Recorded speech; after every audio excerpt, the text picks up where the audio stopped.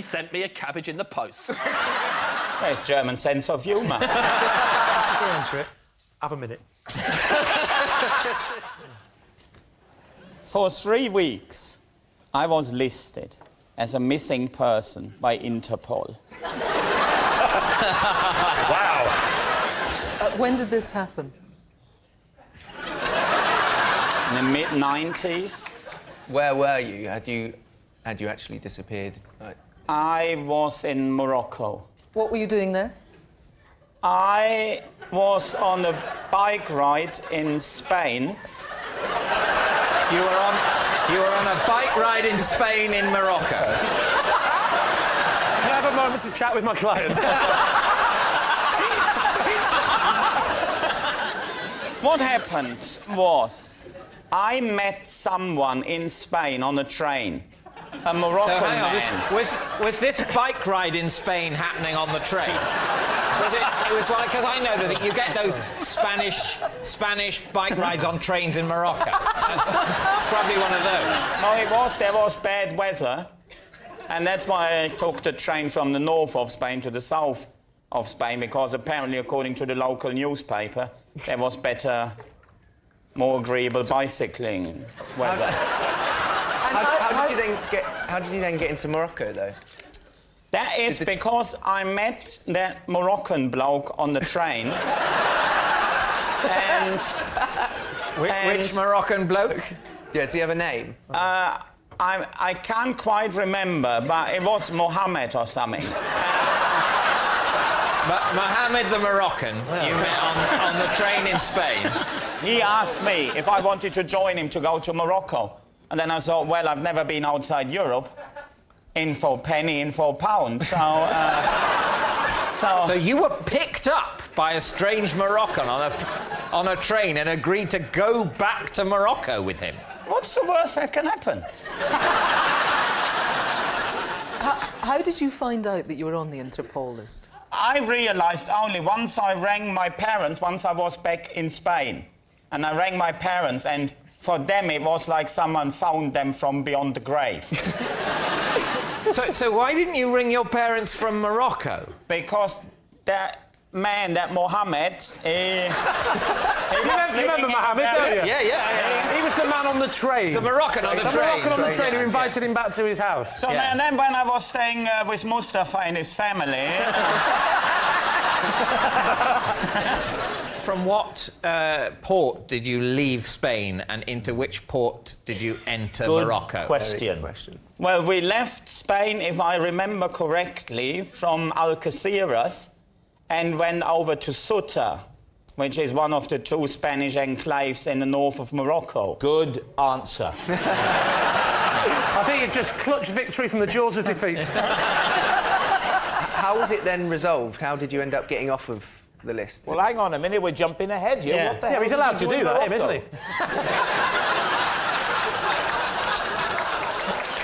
What were you doing? I was travelling with Mohammed.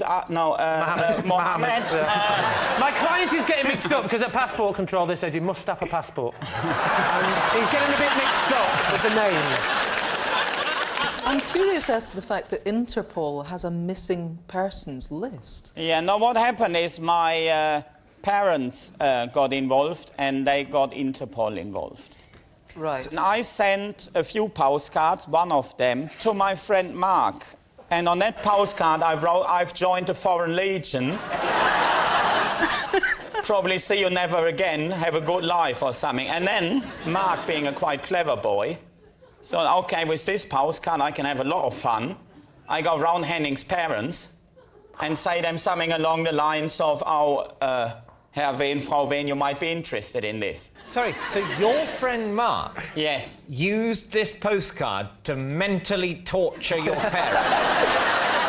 I'll make his parents think he's disappeared forever for a laugh. Well, it's German sense of humour.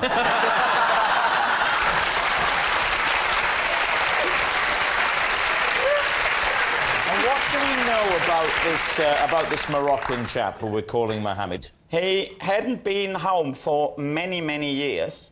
And so we couldn't take the boat straight to Morocco. We had to go to one of the Spanish enclaves because he had to collect a suitcase full of books from a cafe in Ceuta.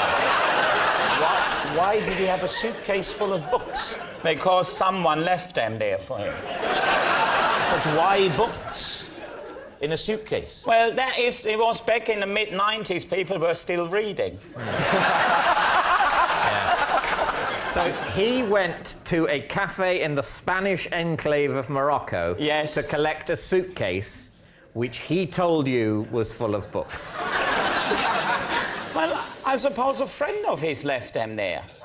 Yes, but I why? mean, you know what it sometimes is like, isn't it? Like, well, I can't quite think of an example. But if he could, it would be like that. This Interpol list that you were on, can you just elaborate on how your parents got you onto it? Well, they rang the consulate, and they rang all Which sorts consulate? of... The German one. Which German consulate? Well, the one in Morocco. They And didn't the ring one the in- police, they rang the German consulate in Morocco. Well, that's how you would go about it, wouldn't you? It's I no don't good know. ringing your local bobby. And what happens then with the list? Do you just... They have to tell Interpol, stop Yeah. looking for Henning. We Yeah, I found him. suppose so, yeah. Well, did they? For all My we know, they're parents still act looking like- for you now. I'm safe! So what do you think, David? Does any of that have the ring of truth, or has he made all that up? What do you think, Kirsty? I think it's so odd and inconsistent and unlikely that it must be true. Yeah, that's what I'm leaning towards as well. I think that as well. I think it's true. Henning, was that the truth, or were you telling a lie? Well, this story is true. Please welcome this week's special guest, Mick.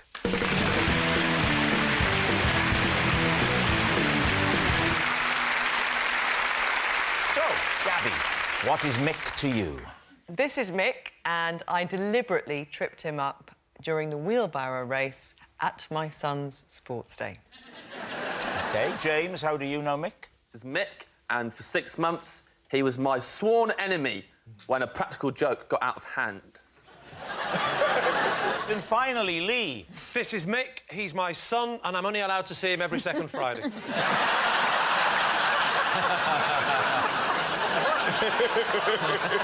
Sorry, no, that's not it. This is Mick. I once took him home from nursery instead of my own son.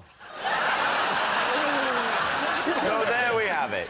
Is Mick Gabby's cheated child, James's feuding friend, or Lee's traded toddler? David's team, where would you like to begin? Well, Gabby, the wheelbarrow race, you were also a competitor. What was the format of the race, and how did the accident Your happen? classic sports day wheelbarrow race. Child is the wheelbarrow. I was driving my son as a wheelbarrow, and Mick's mum, Barbara, was driving him. And there's always a lot... I feel our family gets a lot of pressure on sports day because my husband was an international rugby player and I did sport. And people always look at us as if they're the ones to beat. You know, I always feel that added dimension of competitiveness. You were a rhythm gymnastic, weren't you? I was a gymnast. Yeah, I think they're looking more at him. Carry on. So we were in the lead, my son and I. And you know, like in your peripheral vision, you can feel somebody coming. And as we got to the turn, they were level with us, and my son's arm buckled, and which is for a wheelbarrow race is a bit of a no-no. So it takes you a couple of seconds to recover. So now we're behind. Quite painful for your son as well. Perhaps that should be the main concern. Classic sports person. Oh, That's a no-no! We need this! We got back level with them, and I'm ashamed, obviously, about what happened next. So I can feel, you know, these horrible thoughts coming into my mind. You know, we could take him out. You know, we could. Wow. Come on, this is why we've been taking all the drugs. And I stood on his hand. And so, I know. Deliberately? You were thinking we should take him out. So he then slightly buckled. So he Which then... is a no-no. Which he got himself back into the race, Yeah. and I decided that I couldn't let us win because that could be construed in some people's eyes as cheating, standing on the opposition's hands. And in some people's eyes, physical assault. So I had to then sabotage us because I couldn't let us win. So I deliberately kind of pushed my son into the ground. So you assaulted 2 children. I kind of just, you know, pretended to trip onto Reuben. So, Right. and then his arms buckled, double buckle, which is a no. No. And that meant... Reuben is your boy. Yes, oh gosh, yes, yes, yeah. You know, the one with, the one with the face like that. All right, who would you like to speak to next? OK, James. So Mick became your sworn enemy because of a practical joke That got out of hand. that got out of hand. Yes. So what was the practical joke or prank? First of all, I'll say for the record, before we carry on, I hate this boy.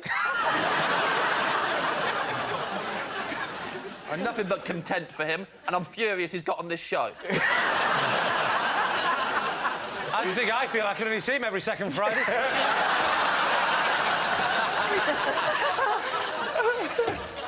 So what was the practical joke, James? He put cabbage leaves in my bed. How did he get in your room? I was staying at his house. On a sleepover? How old are you? A few years ago. Yeah, well, he wouldn't have been born. He was 9. And you were, what, 31? I was, what, 28? 29? And how do you know him? I know his dad. He's his son.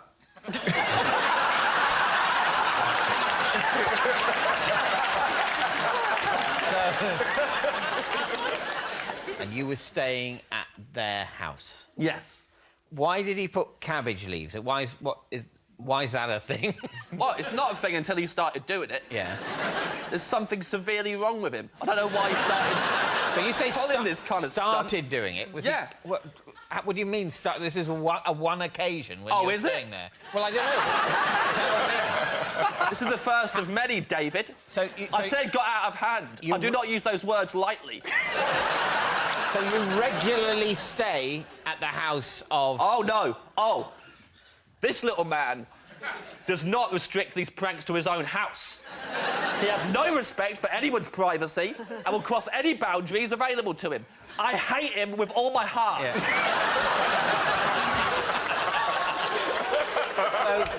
So he initially put cabbage leaves in the bed you were sleeping in when you were staying at his father's house. Yes. Right? And then subsequently... Yes. He has followed you and put cabbage leaves in other places you've been sleeping. No. OK? What then? He sent me a cabbage in the post.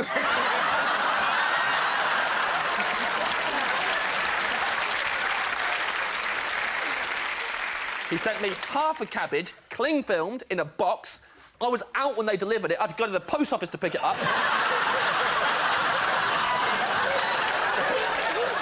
There was a note inside that said, "You got cabbaged again." So, OK, so he's doing that. Did you, bearing in mind that this is a minor, did you at any... It was a major, as far as I'm concerned. Did you at any point retaliate? Yeah, but it took me 6 months. What did you do? After 6 months of this... Well, when you say 6 months of this, Yeah. what is this? There's the initial cabbage leaves in the bed at his house, and there's the posted half cabbage. Yeah. Anything else? His granddad cabbaged me to my face. What does that mean? He gave me a present. It was all wrapped up nice. I thought it was a nice present. I unwrapped it. It was another half a cabbage wrapped in cling film. Members of the public started cabbaging me. I made the mistake of talking about it on the radio, and then everyone got the idea that I couldn't turn up to a gig without there being a cabbage hidden somewhere in my dressing room. Well, thank God you're playing safe and not saying it on telly, eh? Yeah.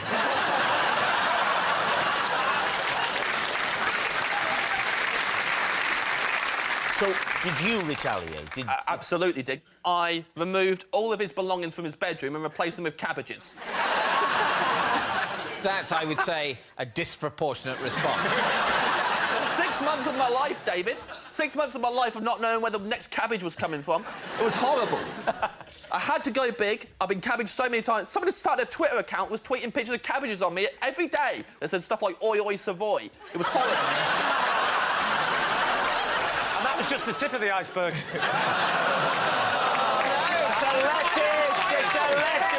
Oh, but come on, cut me some slack. No. I would say that with anyone that. who can enjoy that joke about a lettuce would have to be a sociopath. All right, on to Lee. Lee, remind us of your story. This is Mick. I once took him home from nursery instead of my own son. Why did you not recognise your own son by using your eyes and knowing what he looks like? I do recognise my own son, but we had this new pram, and the pram, I put him in the pram. He was very young at the time, because, well, you have to go to nursery. And I put him in the pram. At nursery? They're not a pram, a push They're chair. a pram when they're sort of tiny. A push chair, you make one mistake. You say lettuce instead of cabbage. They're on your back. You say pram instead of push chair. I get to see him every other week. I'm stressed. I put him in the push chair, and then I got chatting to all the other mums and dads and stuff. Got chatting, turned round. Little did I realise that one of the other parents had exactly the same pushchair, and because he was asleep, I just didn't bother talking to him because I thought he was asleep. Pushed him and got all the way home. Long walk as well, because he goes to school in London and we live in Aberdeen. How long was it before you realised? Probably Glasgow. It was about... believe it or not, preferably do. Yeah, that's very much the question. Believe it or not, it was as I went into the front door and I pushed him towards my wife, who was coming towards me, and she said, "That is not my son." But the other mother would have recognised her Yes. child, so let's go to the other mother. Let's go to the other mother. What happened there? So, obviously, I'm not there to see the other mother. Because No, I'm but not... presumably in the police interview later, you've gone through those details. No, I knew it would be a bit of a nerve-wracking experience, so I thought I'd better play safe and just keep him, and that's what we did. We just ended up bringing up another child. So I got into the house, pushed him into the house. Yeah. My wife said, "That's not my son." So I went, "Oh!" I realised immediately what had happened, obviously. I turned round and I raced back to the school very quickly. So I got in just in time for them to go, "What are you?" And then... So you got back just in time. Got back in time. Just before Mick's mother was going to start screaming, So my child has disappeared, my child has disappeared. Yeah, because what had happened is she was getting a bit frantic, but someone had calmed her down by doing the obvious and pointing to the child and saying, use your logic here. Yeah. There's a child abductors don't tend to leave a child as well.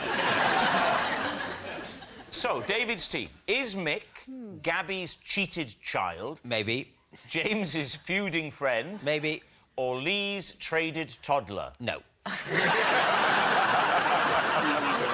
think that the cabbages, that is a good trick, because cabbages, when they get warmed up, stink. I also have, been to many a sports day where the parents do get incredibly competitive. I would probably lean towards Gabby. What about you, Melvin? Which way are you leaning? I believe Gabby, but James is just weird, so I believe him even more. Your paranoid view seems to be the whole country's in on it. Now everyone's sending you cabbages. Every time people laugh at me, I suspect they're my enemy, which makes my job very difficult.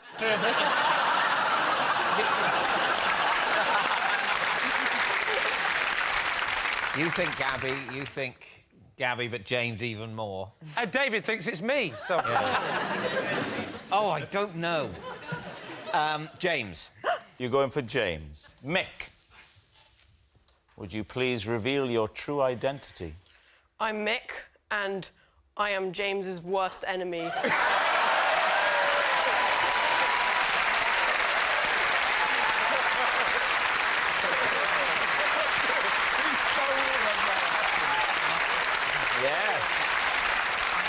Mick is James's feuding friend, and here's the proof that that is what James did to Mick's bedroom. Thank you very much, Mick. The police once ordered me to leave town, unspecified, because I was frightening the locals. Could you give us some context, Bob? I'll give you the name of the town. It was Castle Douglas. Trying to get as close to the Gulf Stream as I possibly could. What? What do you mean you wanted to get close to the Gulf Stream? It seems such an appealing, far-off, miraculous thing, this hot stream of water so near us, that it was hard to believe in it just from the textbooks. But it's not like a spa. It's a massive flow within the ocean. Yeah, but you can't see it. So what was it that you did that put their noses out of joint?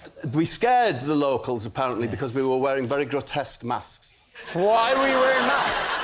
If you're going to gardens, why would you wear a mask? Ah, well, here's the thing. That's a perfect question. Yeah. Just before you answer it, have a minute.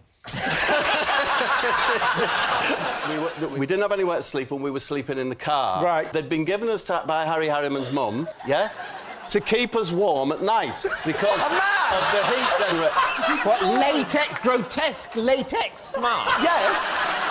They were just old men's masks, but they were to keep us warm. She sold another thing, which was called a jobble top, yeah? Which was a bobble hat that made it into a jumper. And the big bobble was at the back and it buttoned down the front. And that was... I'm telling you now, right, if this is a lie, and they end up saying lie, I will say to you, why did you make it more difficult for yourself? by mentioning the joggle top, or whatever it was called. Because I'm imagining my sleeping arrangements. Oh, that's my story. It's quite a holiday. What do you think? I think it's true. You think it's true? Yeah. That's not what I think. Kian, what do you think? I'm going to go untrue. OK, Kian's going untrue. Right, let's say it's a lie. You're saying it's a lie? Yeah. Was that story true? Or was it a lie? It was true. When I got my first car, my friend and I would pretend to be cops, park up, eat burgers and tail cars we'd picked out of the traffic. David's team. How old were you at the time? Well, I would have just passed my test, so 17. What was your first car? It was a Mini. Could you indicate how you pretended to be cops? We used to watch a lot of American films where cops normally sat in the car eating donuts and drinking coffee, and then they'd see somebody go by who might be a criminal, and they'd sort of throw the food and speed up. And so that's what we were doing, in essence. So you were American cops? Yeah. And what were you eating? Just normally a burger and some chips. And how far would you let yourself get through the burger before you decide someone was a criminal and you throw it away? Well, we let fate decide, really, because we would say the next green car that goes by, that's going to be the criminal. How do you know how the police operate?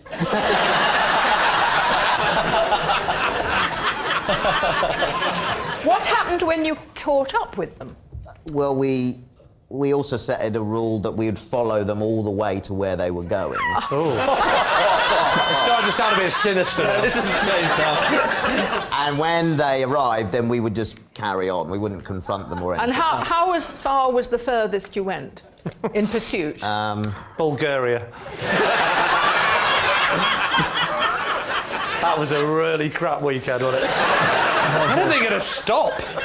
The bloke in the front is going, don't stop, there's a bloke following us. I don't know, Bulgaria, just keep going. How far was the furthest you went? Like more than a mile, 2 miles? Oh, more than that, but we'd never go out of the county. We lived in Surrey. Because you had no jurisdiction.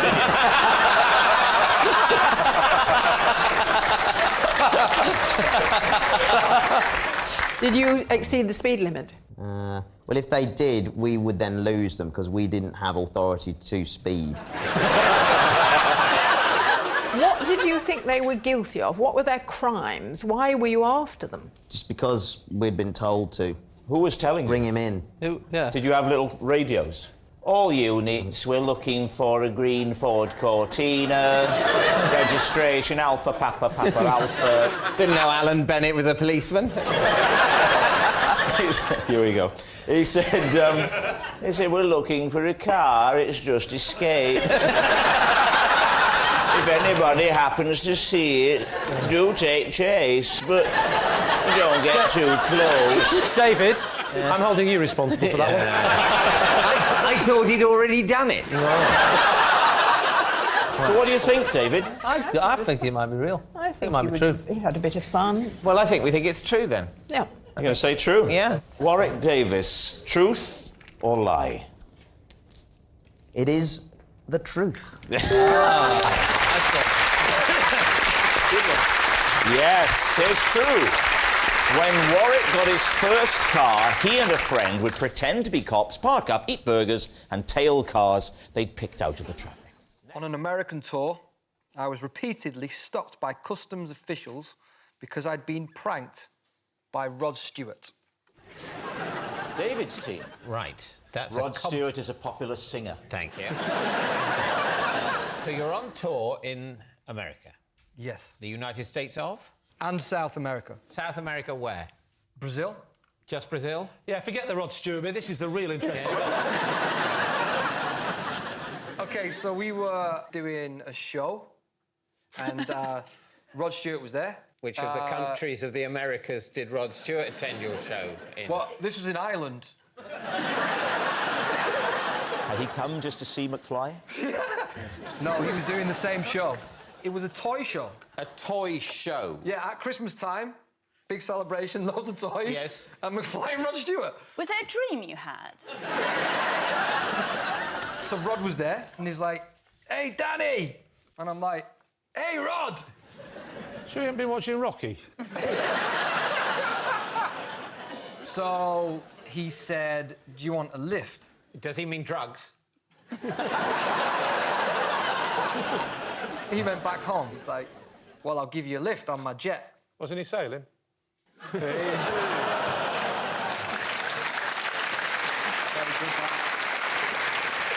said, "Oh, I need your passports." So we get on the plane, give our passports to him, and then fly to London. Right. So then we get a call from our tour manager. I think he was applying for a visa. So then he was like, "Guys, bad news." And he'd drawn willies on our heads. Rod Stewart? Like, yeah.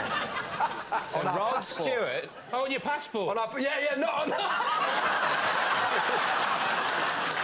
Just assume that he just fell asleep on the plane. So, did this mean they wouldn't recognise you at customs unless you drew a willy on your own? It wasn't fun travelling around. Every customs were like, "You think that's funny?" Like, no, but you won't. The story is Rod Stewart drew it. Well, it's going to delay you a lot if you tell this story.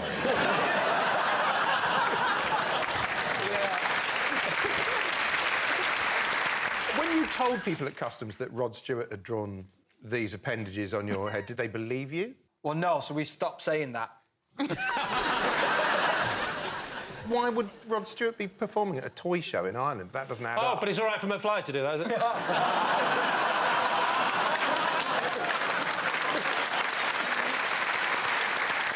Right, time to go for a guess, David. What do you think? I think it's false. You think it's... I don't think it's true. You don't think it's true? I think it's true. I'm not confident enough to overrule. I'm just, you know...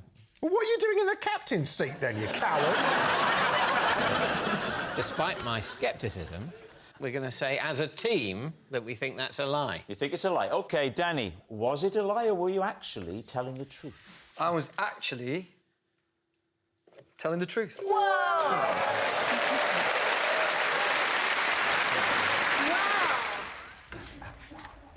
I used to try and scare school friends by planting a particular drawing in their pockets, signifying death. Lee, what do you think? What was the drawing? It was an owl.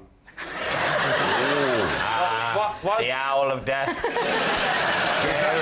Its full title was actually the Hoot Owl Death Sign. Owl. Oh. What do you mean, the Owl of Death? What was it doing in this drawing? Hoot Owl Death Sign? That old chestnut. I could draw it for you if you like. Greg? Yeah? I've got a pen, I've got some paper. I'll come over there. No, I'll come to you. Don't stand up next to me, it just highlights it. Can you, Greg, can you...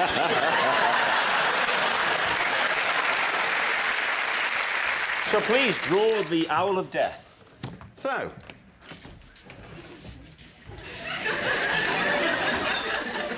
Don't look at it, David, you'll die.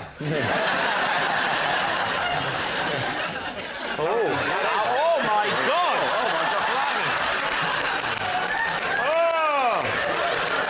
Oh, please put it away. So just imagine you're innocently, you went in your pocket, innocently minding your own business. You go, oh, what's this in my... Oh, no, it's the Owl of Death. Your friends would find that in their pocket and be... Not my friends, my deadly enemies. Right. What would be the purpose of that? It was for people who had crossed my friend and I. Well, what kind of things would they have to do to cross you? There was an English teacher who we found a bit boring, so he slipped one in his pocket. That was the highlight of the whole campaign, actually, was that the English teacher once stood up in front of the class and was chatting away and went into his pocket and went, oh.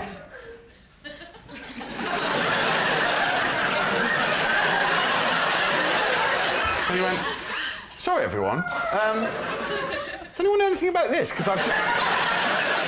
Was the purpose of it to scare them? Like, you would tell them that later on it was you? Or... No, of course not. We were both nerdy cowards.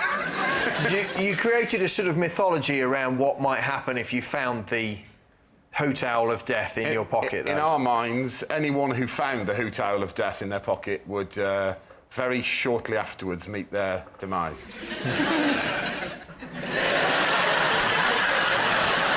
Time to take a guess. What are you going to say? What do we think, Phil? Do you think that is possible? I think it's possible, but I think it's a lie. I think it's a lie. OK. You say lie, you say lie. What about you, Lee? I say lie. Right. Greg. Yes. Truth or lie? Well, it would be pretty tragic if two boys had spent their youth doing that, wouldn't it? True. And it is indeed true. Yes, it's true. Greg did try and scare school friends by planting a particular drawing in their pockets, signifying death.